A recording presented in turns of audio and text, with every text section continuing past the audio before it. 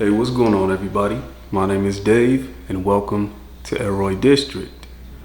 So a couple weeks ago, I finished setting up a sunroom, and in today's video, we are going to take a tour of it.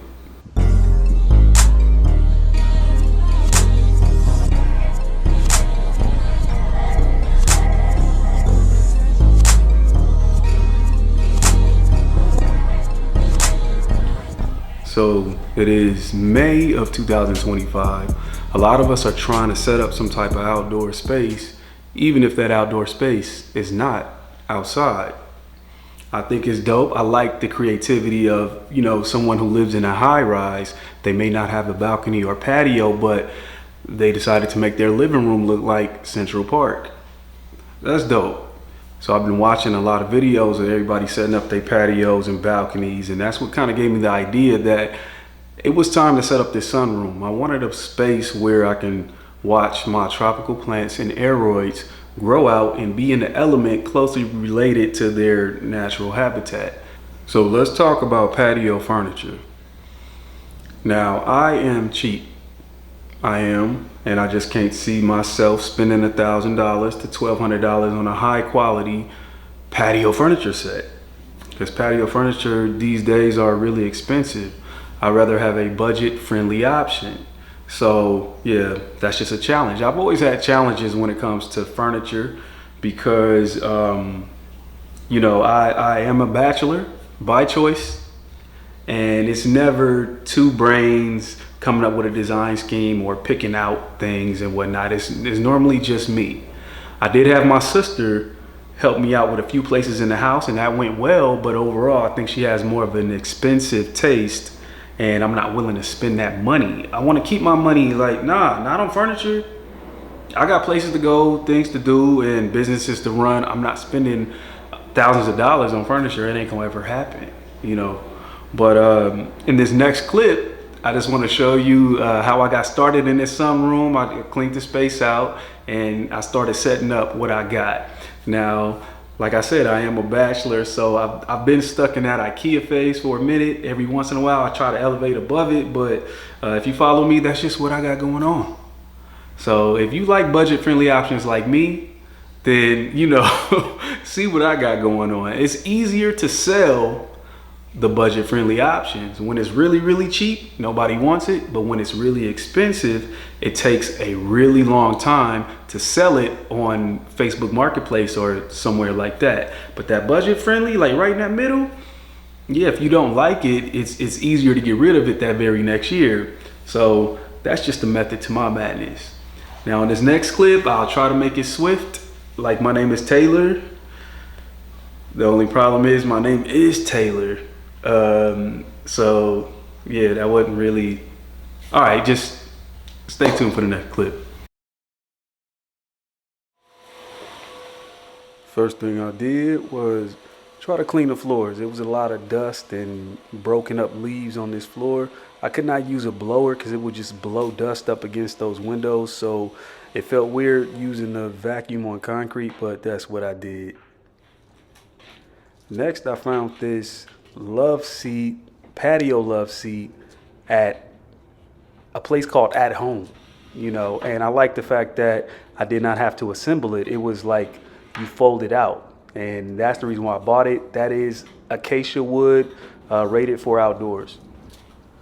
I love wood texture and concrete together, so I got the fold out chairs to go along with that love seat bench. Then I went to TJ Maxx and I got this laundry basket. It looked like an outdoor coffee table, so I got it. When it's labeled for laundry, it's cheaper. So, yeah, always going for what's cost effective. And so he stepped in the building to see what was going on. But I think this is smooth. I'll roll with this.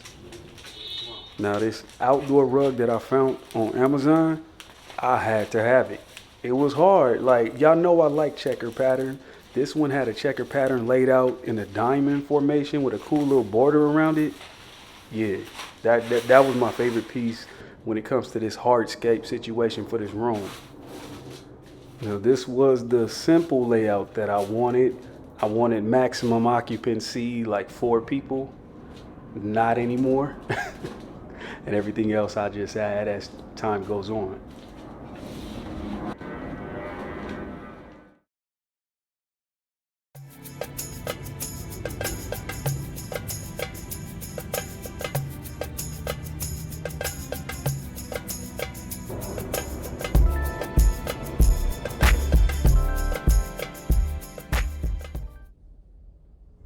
So starting with this love seat right here, I have a couple different pillows and cushions. I got like a gray and a terracotta color, but I think I'm gonna just stick with the gray color because these gray pillows seem to repel water very easily in comparison to these.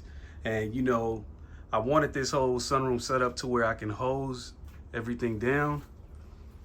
Makes it a lot easier to water all of these plants. When it comes to this coffee table, this is actually some type of laundry basket. So the thing is, when it's labeled as a laundry basket, it is a lot cheaper than when it's labeled as an outdoor coffee table. So the fact that the wood on that lid matches the furniture that I have, I felt like it made a good outdoor coffee table. And that is some type of acacia wood, so you know you can get water on it, it repels right off. So that's why I made that choice. So let's start this tour over here by the entrance door.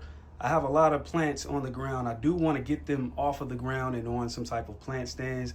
I'll take time to do that.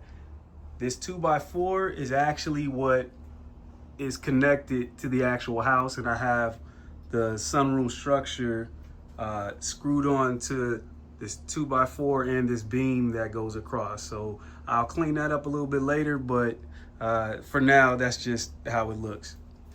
In this pot here, we have a variegated fern. I actually like this one. Really nice. And I have that paired with an anthurium wendlingeri.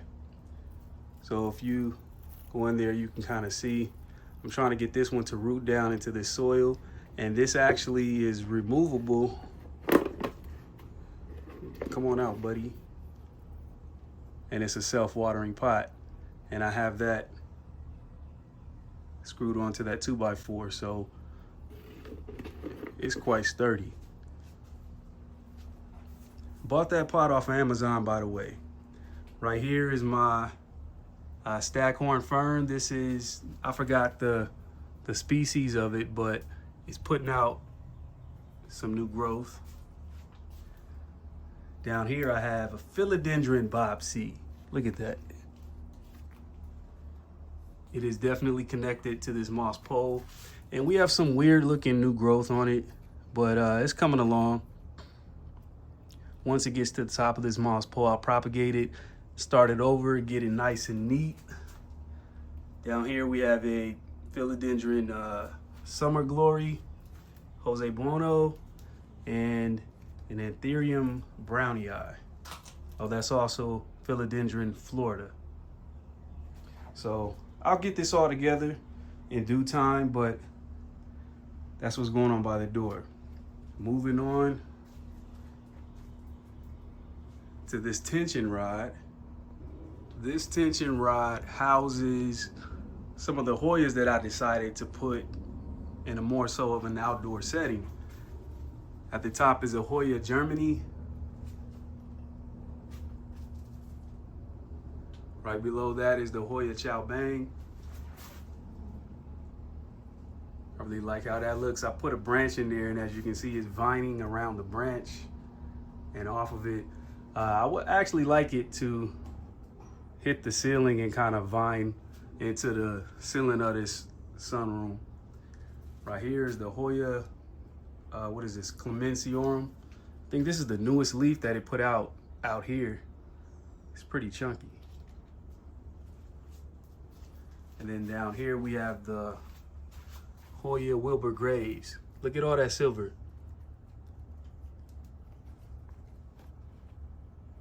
Yeah, that's crazy. This is inside of a beer mug. Did you all watch the movie Sinners? It's a new movie. I went to the theaters and I watched the movie Sinners. And inside of the juke joint where they were doing all the music, I saw they had these cups. Now, I thrifted this cup from Goodwill, and I thought it was cool that I saw it in that movie. But it's some type of Irish or German beer mug, and that's pretty cool. So it's no drainage, but the water evaporates out pretty quickly. Back there, I have a new Monstera Thai constellation, and this is just a propagation of my OG Monstera Deliciosa. So this here is my favorite section. I want a lot of my anthuriums to be in this area.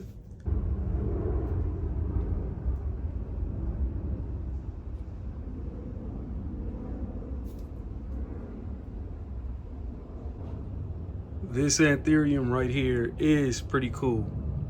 I don't know the name of it, but I got it off of Equigenera. And this new leaf just would not stop sizing up. The texture and the shape of it is crazy. So this is one of those anthuriums that grows like a large crest around the sinus. So these lobes will just get really big and start to curve up.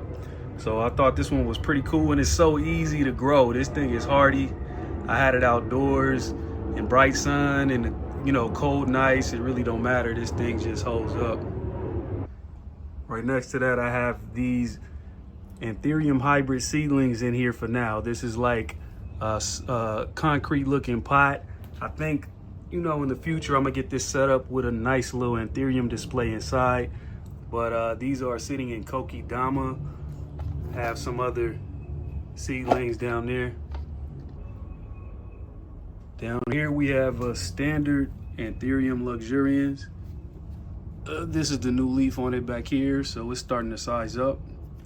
And beneath that, this is a luxurians crossed with ace of spade. Look at that. Yeah, I like the dark color and the oil slick sheen on this one. This is an older leaf. It's actually starting to get a red sinus, so that's pretty cool. Next to that is a standard forgetii in the air pruning pots. Like, these pots do good for when your anthuriums start to get large size. Moving on, we got this philodendron hybrid. This is Del Choco Red crossed with Pastazanum. You know, it has a unique texture, but this coloration is a bit weird, but I don't know, I kind of like it. And that one is crawling along this stick. Next to that, we have the philodendron Equigenera vibes. Just trying to adjust out here. And then we have one of my favorites. This is a Patriciae cross with Ruizii. Look at the texture on that. Just the long leaves with that lime green vein. So simple, so nice. So it has hooked up to this moss pole, so it'll probably start to size up. Beneath that, what is that? A Jose Bono and a Splendid back there. So on the other side of this door, we have this group of plants here. I will be getting plant stands and getting some of these plants elevated in the future, but this is a philodendron heteroecium. Starting to size up. This used to be variegated, but it kind of healed itself and turned all green, and I don't mind it. It's growing up this long tree trunk here. I think it's gonna be cool once it gets up, but that's the update on this one. Next to it, we have a Monstera Leschleriana variegated, Ficus shivriana, and another favorite, this is the Rhaphidophora Tetras firma variegated. This is such a reliable grower, puts out nice variegation, and does not skip a beat. I did find out that this plant does not like very high humidity without, you know, a lot of airflow. And then back there is a Syngonium green spot. Now this tree right here is the Queensland bottle tree. This is, you know, coveted by a lot of interior decorators. I think they like this one. Let me get on the other side of it. So I sort of have mine bonsai'd into this small pot, and it is living its best life. Now these are very drought tolerant, and they actually do well indoors for some odd reason. I think it's because of that thick trunk right there. Behind that, we have a tortum that I can't really grow. I'm not really good with tortums for some reason. And this is a fern that I'm trying to grow out so I can pair this with one of the bigger plants or what have you. So once all of this new growth comes out, I can cut this old growth off and I can place it with a bigger Aroid plant in the same pot. This statue, I got it because I like peacocks. Like, I thought that was cool. And then we have a varicosum here and a varicosum here. Check that out. I just started this one on this pole. So I plan on getting some more taller plants like this giant bird of paradise, because I want to kind of create a canopy that can grow up to the ceiling and create some shade for these type Aroids. I don't want them in too bright of light, you know, like the varicosums. Like, you know, I don't want them in super bright light. They need some shade. And I think rather than covering up this window, I'll get trees to create like a canopy in here. This was an orchid that was gifted to me. I'm trying to find a place where I can mount this up.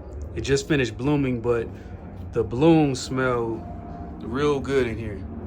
So hanging up here is a Hoya Sunrise that I got from Mona. Mona from the YouTube channel Plant Therapy. I think it lost some of its sun stress, but you know, being out here for some time, I'm pretty sure it'll come back. These are in Kokedama. The second one is the Hoya Obscura. Starting to get some color on it. But I thought it was a unique way to set these up like this. I do not like regular hanging baskets like this one. So when I transplant this Ripsalis, I think it'll look a lot better than just hanging in a regular plastic hanging pot. I don't like those plastic hanging pots. But this right here, it brings me a little bit more interest. So this Obscura, yeah, that's one of my favorites. And the blooms on both of these actually smell the same. And they look pretty cool.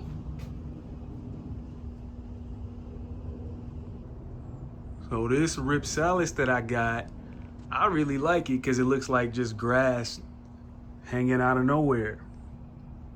And it, you know, just gives a touch of whimsical trailing down, you know. I do not know what type of Ripsalis it is, but as soon as I saw it, I was like, yeah, give me that. So things get a little tropical when we move over to this section. Look at this philodendron hybrid. Let me twist it over.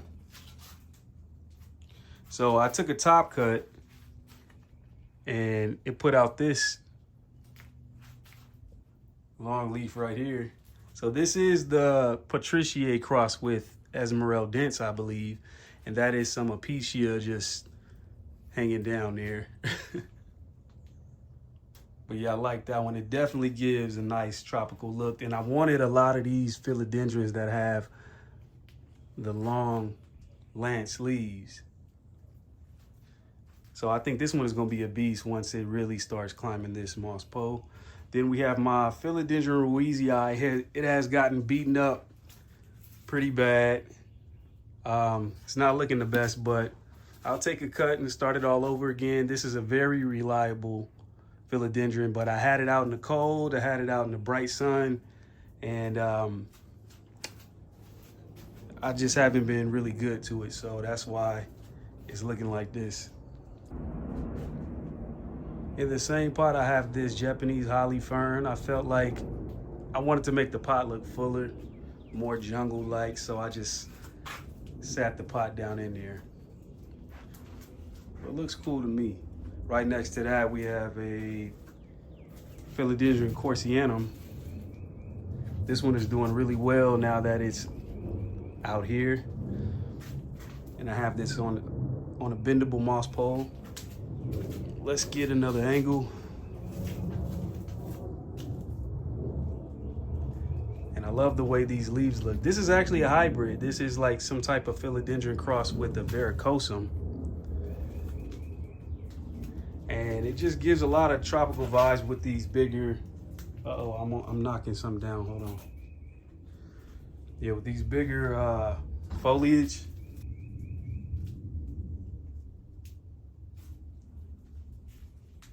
So I'll tell y'all, when it comes to my favorites, I love the anthuriums, but any philodendron that has long foliage like this,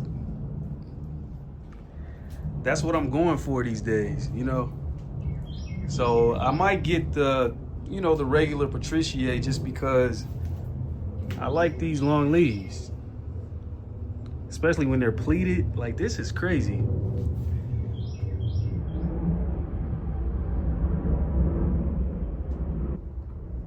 So I do like sitting here every morning, just drinking coffee, drinking tea, just enjoying these plants. You know, it definitely gives me some type of peace and just interest every morning. I'm excited to come down here, make me a cup of coffee and just look at everything. I'm excited for, you know, walking down here, seeing all the new growth. And I actually enjoy getting the mister and just spraying everything down. And yeah, this was definitely worth it. It's just what I needed. Yeah, everything is set up the way that I want for now. And I'll just be making edits as time goes. And I have up until the beginning of December to enjoy all of these tropical plants. After that, I have to kind of like, you know, bring them indoors, and I have a room where I'll put most of these plants when the temperature drops too low.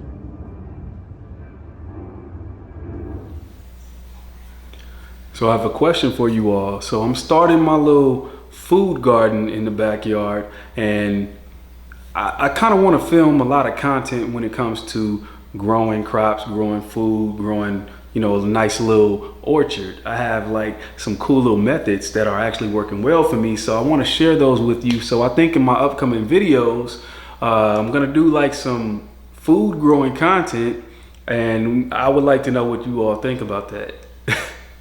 Is that fall in line with the houseplant community, or does it not? Please let me know, leave a comment down below. But I thank y'all for stopping by and checking me out. Hopefully you enjoyed the tour, and I'll see you all next time.